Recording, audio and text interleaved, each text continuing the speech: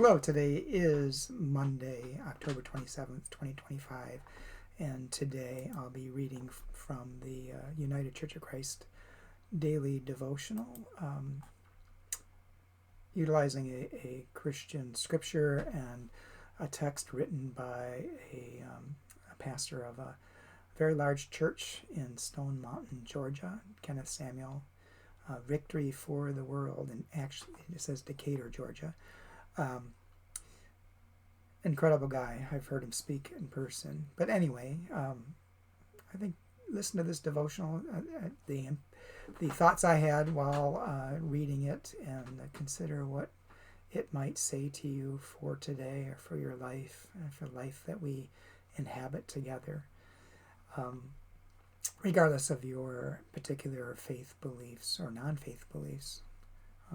Texts from various faith traditions can be used for reflection, and I think that's an important use of them for everyone.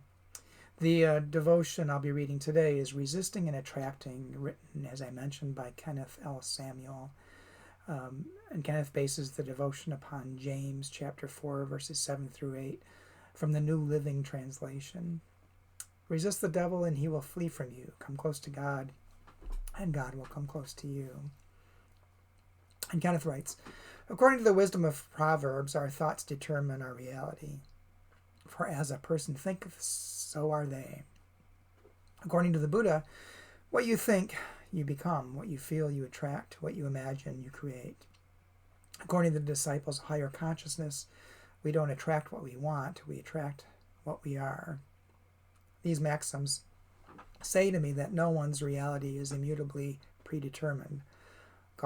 God calls us to be transformers, not conformers, of the world by the renewing of our minds. The universe in which we live is full of various expressions of reality, and the realities we accept are determined by our thoughts and actions. We choose the reality we resist, and we choose the reality we embrace.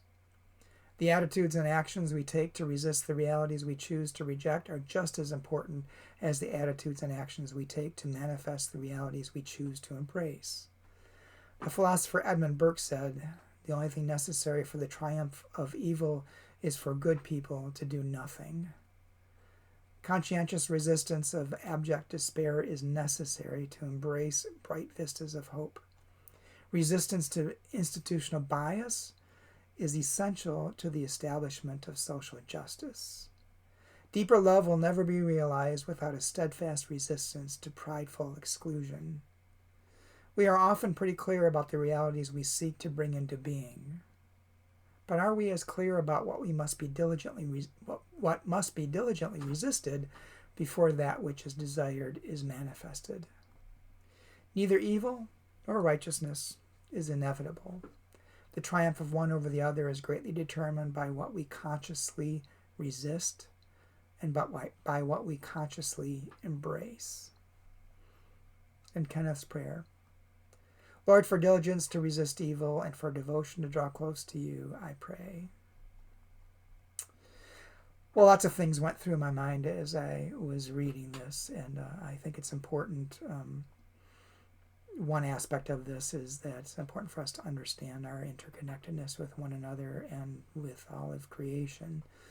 And we're not individuals living individually on this world, but an interconnected reality between all of us. And so the actions we embrace and the actions we resist against have repercussions far beyond our personal being. And just because we are not feeling personally a particular injustice or evil doesn't mean that it doesn't exist and that we shouldn't be resisting against it, but simply that we should be expanding our sense of being out beyond our personal bubble and looking at what others around us may be feeling or being subjected to, and understanding our interconnectedness with them should empower us and engage us to resist the evil that is there and also embrace the positive actions that we can in this world.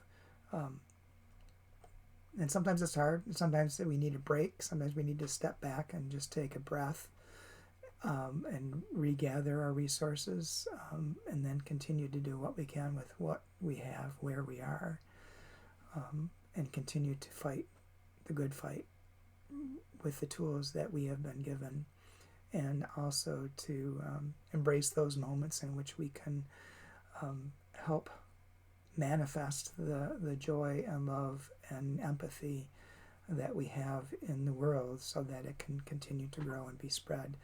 You never know when you take action what impact you may have on someone else's life.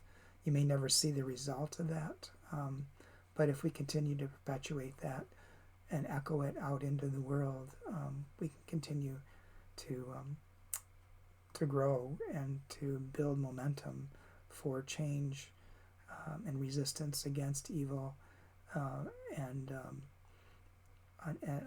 a growing attitude of love and empathy in the world.